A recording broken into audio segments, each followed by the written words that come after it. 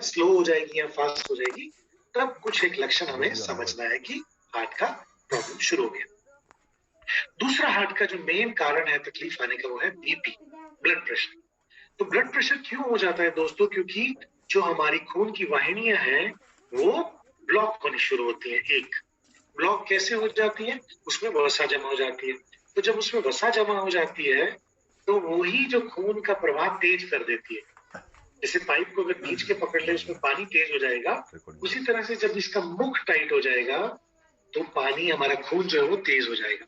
और जब वो तेज हो जाएगा तो क्या होगा कि जो हमारी जो उसके अंदर की जो सतह है वो भी छिल जाएगी, और सतह के अंदर से कुछ वसा और कुछ सॉल्ट जो है वो अंदर जाके नसों के दीवार में भी जमा हो जाए। तो दो तरीके से ये ब्लॉकेज होना शुरू होता है। तो ये ब्लॉकेज जब होगा तो ब्लड प्रेशर बढ़ जाएगा, और ब्लड प्रेशर जब ज्यादा बढ़ेगा तो जहां जहां वो मारेगा वो हमारे शरीर में चोट करता जाएगा। और ब्लड प्रेशर अगर कम हो जाएगा तो क्योंकि ये खून हमारा ऑक्सीजन लेके जाता है, भोजन लेके जाता है और बहुत सारी शरीर की सफाई करता है, तो प्रेशर अगर कम हो जाएगा तो वो सब चीजें भी बंद हो जाएंगी। तो एक सही मात्रा में जो हमारा प्रेशर रहना बहुत जरूरी है। और दूसरा एक और कारण है, पानी जब बढ़ जाता है हमारे शरीर में। और पानी क्यों बढ़ता है? जब हम नमक की सेवन ज्यादा करते हैं। और नमक मतलब सिर्फ किचन का नमक नहीं, परंतु जो आज शेल्फ पे भी पड़ा हुआ नमक है, जो हम खाना भोजन खाते हैं, जो शेल्फ में खराब नहीं होता, वो प्रिजर्वेटिव्स डाला जाता है। अलग अलग तरह के नमक होते हैं जो उसमें डाले जाते हैं, कुछ स्वाद के लिए, कुछ खराब ना हो उसके लिए। तो वो सारे शरीर में पानी की मात्रा को बढ़ाते हैं जिससे हमारा प्रेशर ज्यादा हो जाता है। तो बीपी एक ऐसा दूसरा एक कारण है जिससे शरीर की बीमारियां तकलीफ में आती हैं। और तीसरा, जब हार्ट पे इसका असर होता है तो हार्ट के अपने जो नसें होती हैं या वाहिनियां होती हैं उसको बोलते हैं कोरोनरी आर्टरीज या वेन्स। तो जब वहां पे आ जाती है तकलीफ तो वहां से हार्ट का फेल होना या तकलीफ होना शुरू होता है, और उसको बोलते हैं हम, तब आ जाता है वो नाम, कोरोनरी आर्टरी डिजीज या कोरोनरी डिजीज। ठीक। तो ये तो है कार्डियक के बारे में कुछ इंपॉर्टेंट पॉइंट्स, इनको हम आगे समझेंगे। दूसरा, आई पल्स का, जहां तक आई केयर का बात है, हमें ये दो तीन चीजों को समझना बड़ा जरूरी है। एक, जो स्त्रियां होती हैं जब वो प्रजनन के लिए उनके शरीर में तैयारी करती हैं, तो जो प्रेगनेंसी है वो 9 महीने की होती है। तो पहले 3 महीने, दूसरे 3 महीने और तीसरा 3 महीना, इनको ट्राइमेस्टर कहा जाता है। तीन ट्राइमेस्टर, ट्राई मतलब तीन और मेस्टर मतलब महीना। तो पहला और दूसरा ट्राइमेस्टर जो है वो सेफ माना जाता है, और तीसरा जो ट्राइमेस्टर होता है वो नाजुक होता है। तो मेडिकल कन्वेंशन है उस समय में, चाहे स्त्री को कोई भी प्रॉब्लम ना हो, फिर भी कुछ ऐसी चीजें जो उनके शरीर में बाहर से डाली जाए या एक्स्ट्रा ऑर्डनरी की जाए उनको मना किया जाता है। तो इसीलिए आई केयर या आई पल्स या कोई भी औषधि, चाहे वो आयुर्वेदिक है, वो कहा जाता है कि उनको नहीं देनी। इसलिए आपके बॉक्सेस पे भी ये लिखा गया है। और जब तक वो माता जो है शिशु को 1 महीने तक दूध पिला रही है, तब तक आई केयर का वो सेवन नहीं करेगी। उसमें कोई रिस्क नहीं है, आई केयर के साथ कोई कॉन्ट्रा इंडिकेशन नहीं है, परंतु मेडिकल साइंस की एक रीति है या कन्वेंशन है, इसीलिए हम उनको ये उनके तीसरे ट्राइमेस्टर में नहीं देंगे। अब आ जाते हैं हम ये तीन नामों के ऊपर, जो तीन हार्मोन है। हार्मोन ये है, ये स्त्री के प्रजनन से और पुरुषों में उनके पुरुष होने के लिए बहुत जरूरी है। तो ईस्ट्रोजन और प्रोजेस्टेरोन बहुत ही अधिक मात्रा में विमेन के अंदर है, और टेस्टोस्टेरोन आदमियों के अंदर है।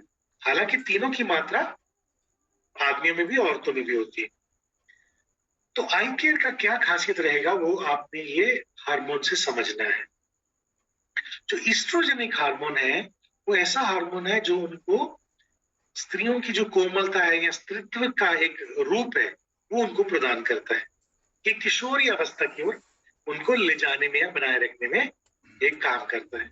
और प्रोजेस्टेरॉन, पी से आप याद रख सकते हैं प्रेगनेंसी। तो प्रोजेस्टेरॉन जो है वो जब स्त्रियां माता बनने के रूप की ओर बढ़ती है या गर्भ धारण करती हैं, तब इसका काम शुरू हो जाता है। ये जो गर्भ को तैयार करेगा शिशु को रिसीव करने के लिए, शरीर में भोजन की मात्रा अधिक जमा करना शुरू करेगा ताकि शिशु को भोजन की कभी कमी ना हो, दूध को पैदा करेगा। राइट।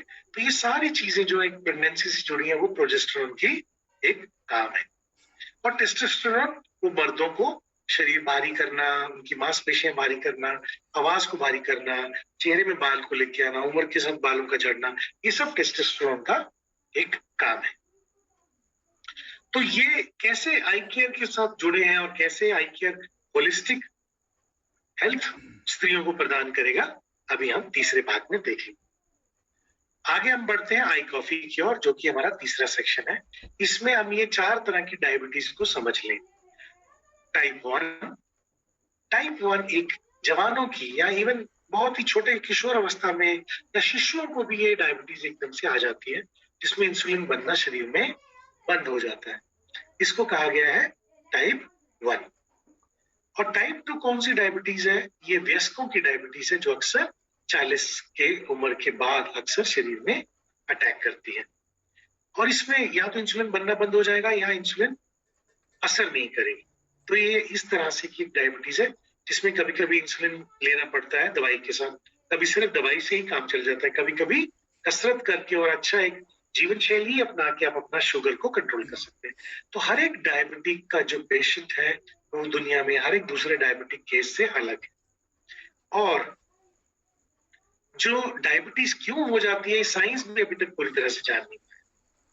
चलिए, तीसरी तरह की जो डायबिटीज है वो है जेस्टेशनल।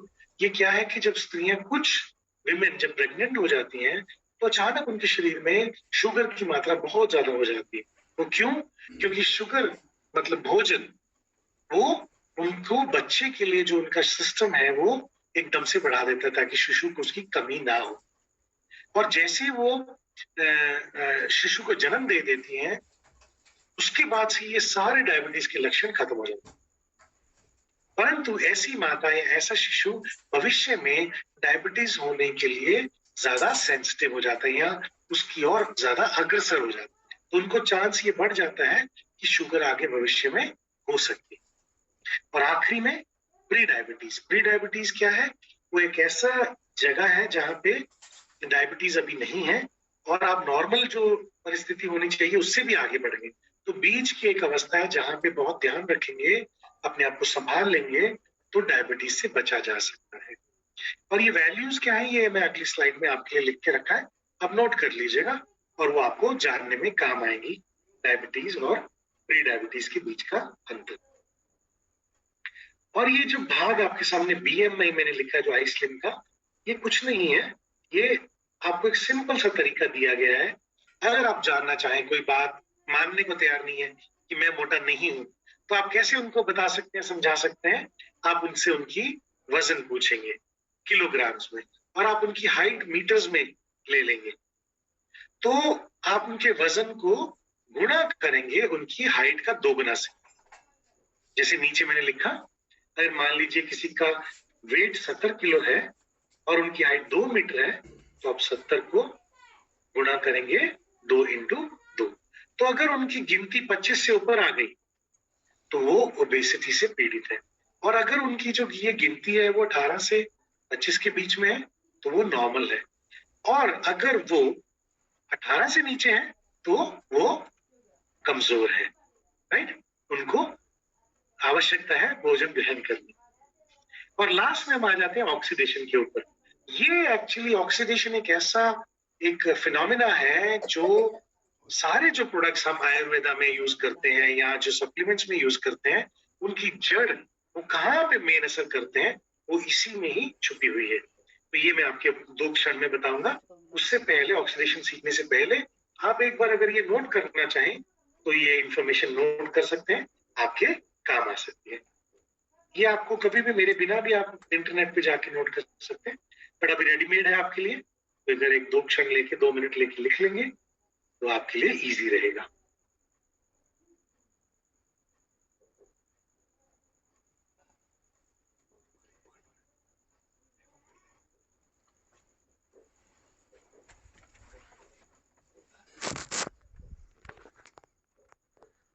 Thank you. तो ये आखिरी चीज जो हम अगर समझ गए, उसके बाद हम प्रोडक्ट्स में जाएंगे तीसरे पार्ट में। और ये आखिरी चीज दिखने में थोड़ा सा भयानक है, बट थोड़ा सा अगर आप मुझे ध्यान देंगे तो आप ये समझ जाएंगे, आपको बहुत कुछ मजा आ जाएगा अपने प्रोडक्ट्स को दूसरों तक लेके जाने के लिए। तो देखिए दोस्तों, ये जो सामने आप तस्वीर देख रहे हैं, ये कुछ नहीं है, ये एक्चुअली अणु प्रकृति में किस तरह से होते हैं, परमाणु, परमाणु वो दिखाया गया। और परमाणु आपस में जुड़ के अणु बनते हैं। अणु जब जुड़ जाते हैं तो वो सेल बनाते हैं, और अणु और सेल के बीच में कहीं जीवन आ जाता है। वो किसी को भी मालूम नहीं है कि जीवन कहाँ से आ गया। साइंस के लोग कुछ बोलते हैं, आत्मिक लोग कुछ बोलते हैं, ठीक। तो परमाणु, अणु, उसके बाद एकदम सेल, सेल जो है वो जीवित है, और वो बना हुआ है किससे, अणुओं से, और अणु बने हैं परमाणु से। और सेल जब आपस में जुड़ेंगे तो बन जाएगा टिश्यू, जो हमारा शरीर है अलग अलग टिश्यूओं से निर्मित है। अब इनकी सबकी जड़ में अगर आप जाएं तो सबसे किनारे में अगर आप देखेंगे तो एक आप देख रहे हैं कि गोला जिसमें HE लिखा हुआ है, उसके नीचे 2 नंबर लिखा हुआ है, और उसके बाद एक छल्ला है, और उस छल्ले में 2 आपको बिंदु दिखाई दे रहे हैं। तो ये जो कुदरत ने जो सेंटर में आपके एक ये बनाया है, ये एक परमाणु का केंद्र होता है, और उस केंद्र के बाहर जो पहला छल्ला बनता है, उसमें अगर 2 बिंदु आ गए, या उसको इलेक्ट्रॉन बोलते हैं, तो वो जो परमाणु है वो शांत हो जाता है। अगर उसको एक दूसरा छल्ला कुदरत ने दे दिया, जैसे आप अगले वाला लाल रंग का एक परमाणु देख रहे हैं, पहले छल्ले में 2 उसको मिल गए अणु, और दूसरा अगर उसको छल्ला कुदरत ने दे दिया, आप मेरा अगर कर्सर देख रहे हैं तो उसको चाहिए 8, 1 2 3 4 5 6 7 और 8। बस इतना समझना जरूरी है। परंतु जो ऑक्सीजन है, जो हमारे लिए अनिवार्य है जीवन के लिए, उसको नेचर ने, प्रकृति ने कैसा बनाया, उसका एक केंद्र है। पहले छल्ले में तो 2 दे दिया, पर दूसरे छल्ले में केवल उसको कितना दिया, 1 2 3 4 5 6 इलेक्ट्रॉन। अब इसको और कितनी शांत आने के लिए जरूरत है, 2 की और जरूरत है। तो दोस्तों, ये ऑक्सीजन की एक खासियत है प्रकृति में कि वो एक भूखा परमाणु है, इसीलिए वो जिससे भी छुएगा उससे वो परमाणु, वो जो इलेक्ट्रॉन है, छीनने का कोशिश करेगा। इसीलिए अब वो क्या आप देखते हैं, बाहर प्रकृति में आग जलती है, क्योंकि ऑक्सीजन उसके साथ मिल जाती है, लकड़ी के साथ। उसी तरह से खाना जब हम खाते हैं उसमें ऑक्सीजन मिलती है, तभी वो जल के हमारे शरीर में ऊर्जा पैदा करता है।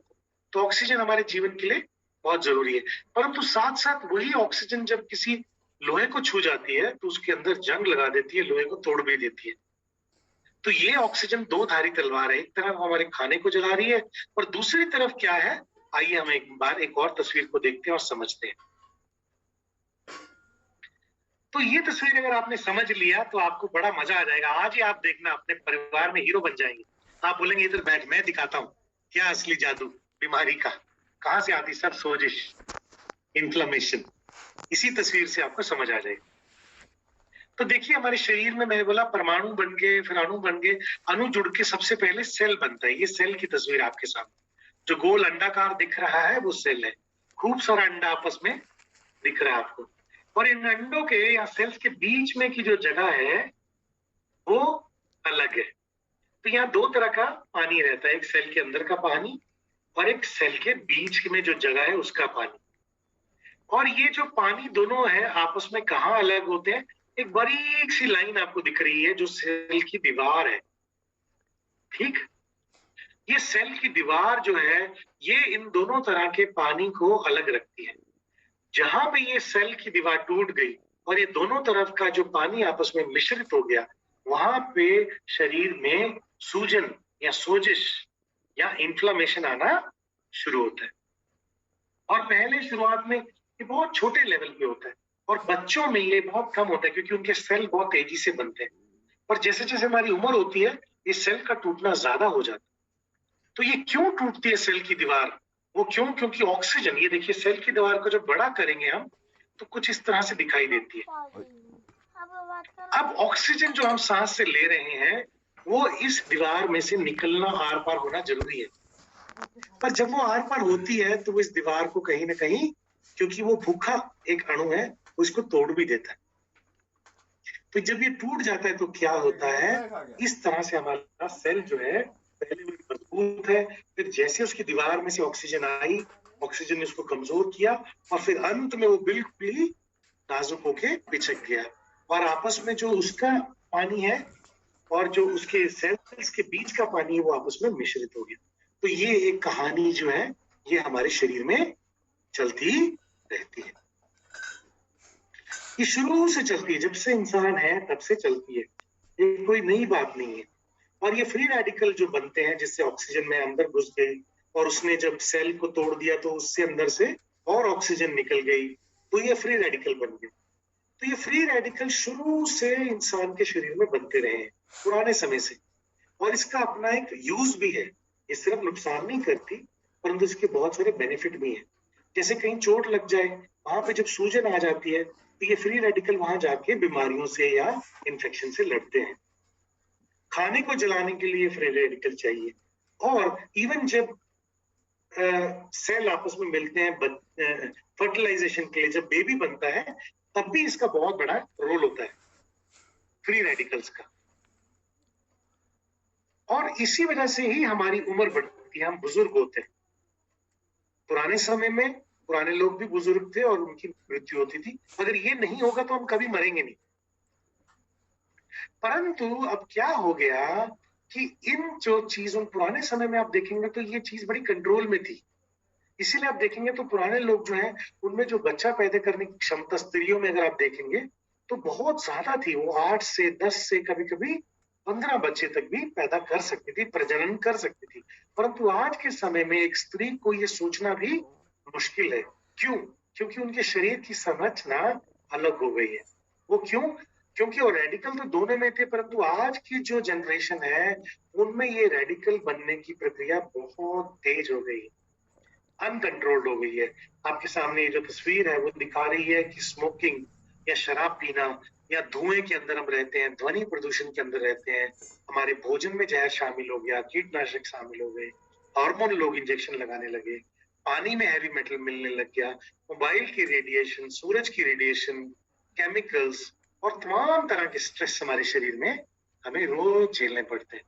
तो इसी फ्री रेडिकल तेजी से बढ़ने से क्या हो गया, आज जवान लोगों की मृत्यु होने लगी।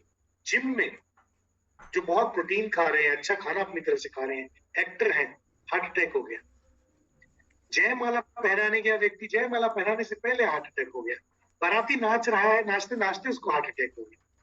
और आज ही का खबर है 22 साल का एक्टर फॉरेन किसी कंट्री में, एक्टर 22 साल की उम्र में डेथ हो गई। तो क्यों दोस्तों? क्योंकि ये सारे फ्री रेडिकल्स जो बन रहे हैं, ऑक्सीडेशन हो रही है, ये हर बीमारी का जड़ है। और खास करके ये हार्ट पे इफेक्ट क्यों करती है, हम अभी आगे एक तीसरे सेशन में इसको जान लेंगे। तो ये हमारा पार्ट 2, जहां पे हमने कुछ बेसिक चीजों को आज समझने का कोशिश किया। चलिए पार्ट 3 में हम आ गए और हम जल्दी से यहाँ पे आगे बढ़ेंगे, फिर उसके बाद आपके सवालों को लेंगे। मैं कुछ